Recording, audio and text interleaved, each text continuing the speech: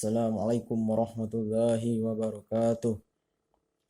Innal hamdalillah nahmaduhu wa nasta'inuhu wa nastaghfiruhu wa na'udzu billahi min syururi anfusina wa min sayyiati a'malina. May yahdihillahu fala mudilla lahu wa may yudlil fala hadiya lahu. Asyhadu an la ilaha illallah wahdahu la syarikalah wa asyhadu anna Muhammadan abduhu wa rasuluh. Amma ba'd.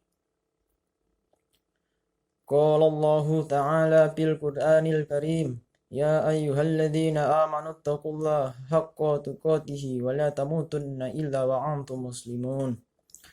Wa man yabtaghi ghairal islami dinah fala yuqbala minhu wa huwa fil akhirati minal khasirin. Wa qala Rasulullah sallallahu alaihi wasallam, kullu ummati yadkhulunal jannata illa man aba.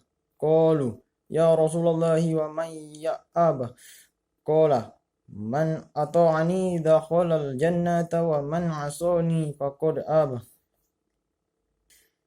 Saudara-saudara kaum muslimin jamaah Jumat yang berbahagia.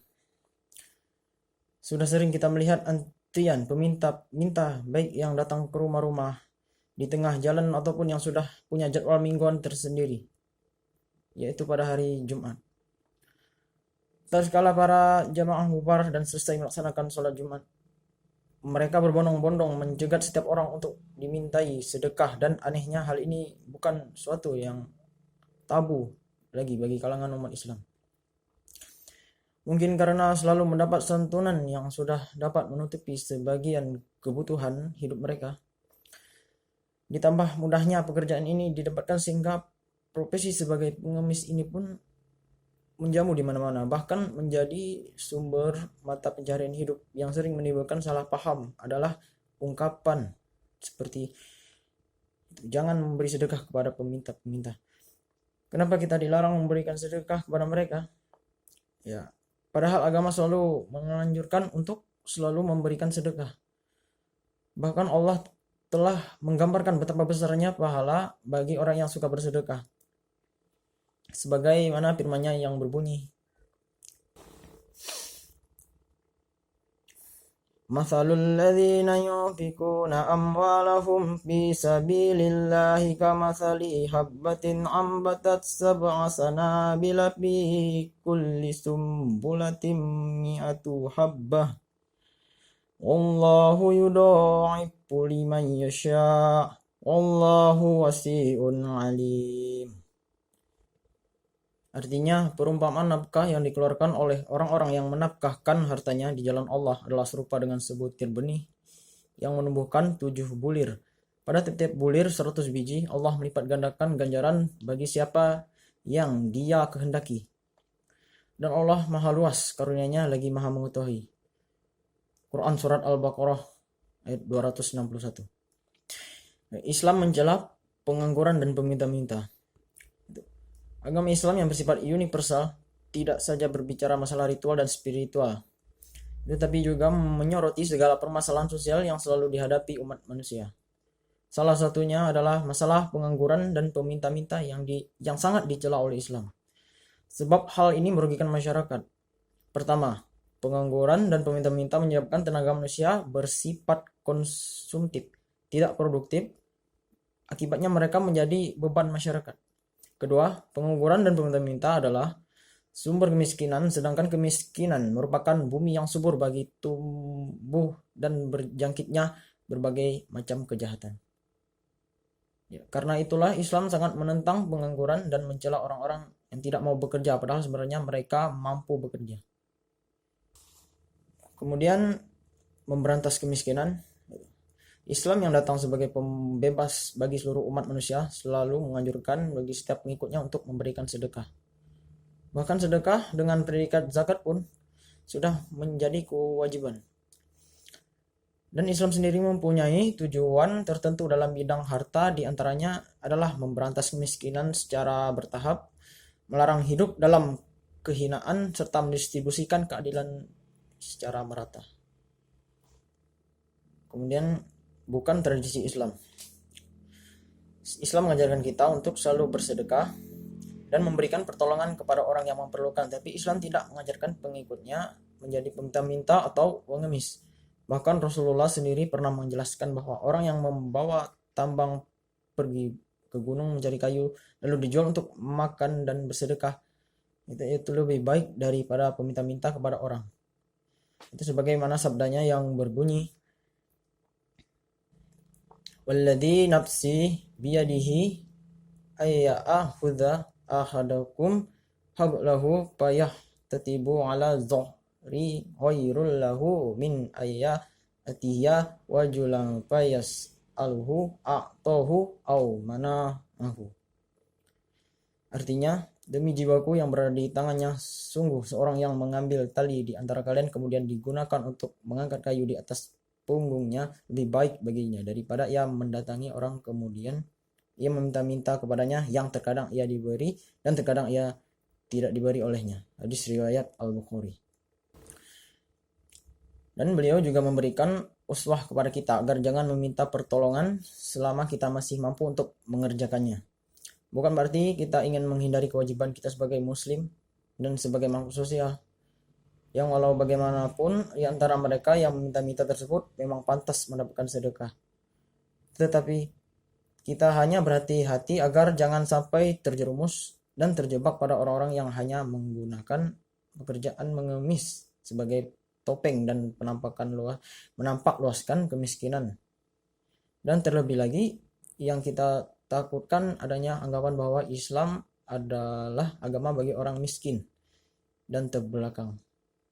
Oleh karenanya hendaklah para dai atau pendakwah Islam tidak hanya membatasi dakwahnya dalam masalah ritual dan spiritual belaka, karena Islam tidak hanya terbatas pada hubungan vertikal antara Tuhan dan manusia, tapi Islam juga mengajarkan hubungan horizontal, yaitu hubungan antar manusia. Sehingga jika sistem keseimbangan yang diajarkan ini benar-benar diterapkan, akan dapat menciptakan masyarakat yang baik atau baldatun thayyibatun warabun ghafur. Jadi kesimpulannya itu dari keterangan ini jelaslah saudara-saudara bahwa Islam sangat mencela orang yang tak mau berusaha dan hanya bisa meminta-minta. Apalagi dengan berdalih bahwa pekerjaan mengemis kepengemisan dan kemiskinan itu sudah ditakdirkan Allah Subhanahu wa taala.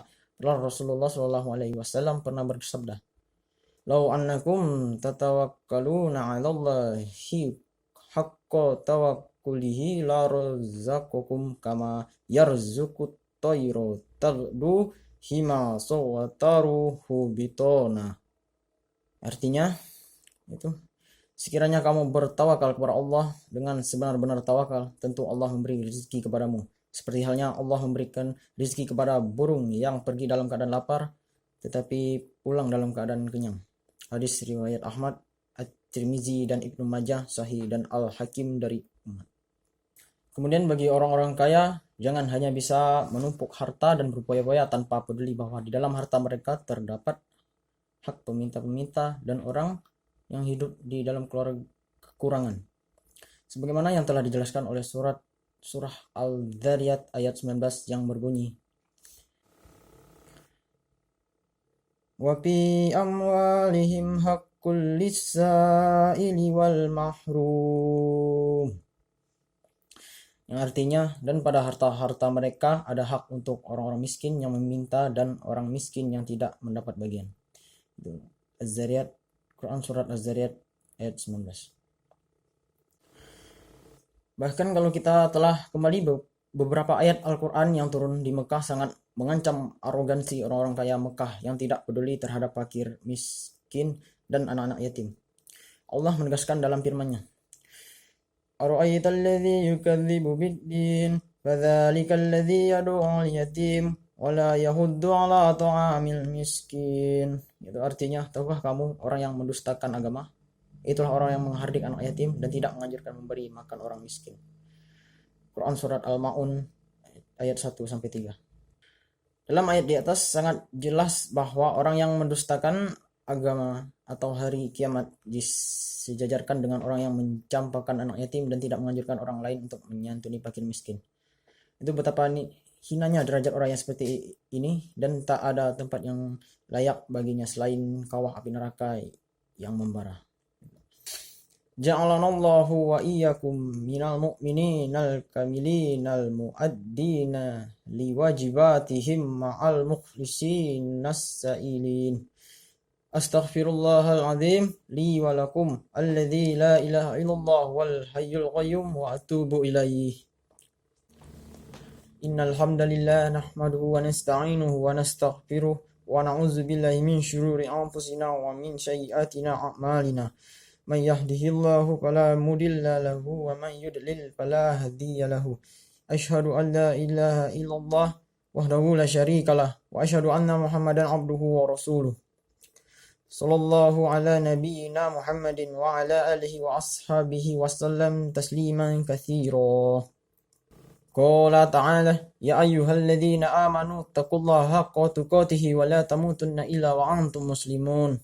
Qala ta'ala wa may yattaqillaha yaj'al lahu makhraja wa may yattaqillaha yaghfir anhu sayyi'atihi wa yu'zim lahu ajra.